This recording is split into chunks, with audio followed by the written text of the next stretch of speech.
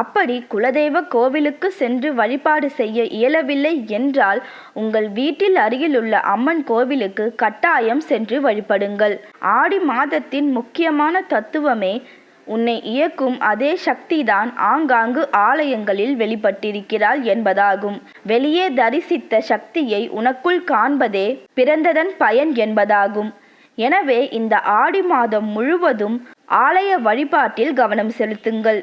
ஆடி மாதத்தின் முதல் நாளில் சேலம், நாமக்கல், ஈரோடு, தருமபுரி மாவட்டங்களில் சில கிராம பகுதிகளில் தேங்காய் சுடும் திருவிழா வெகு விமர்சையாக கொண்டாடப்படுவது வழக்கம்.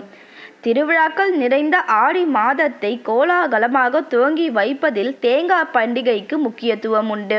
அதர்மத்திற்கும் தர்மத்திற்கும் இடையிலான மகாபாரத யுத்தம் ஆடி மாதம் 1ஆம் தேதி தொடங்கி 18 நாட்கள் நடைபெற்று ஆடி 18 அன்று முடிவுக்கு வந்தது.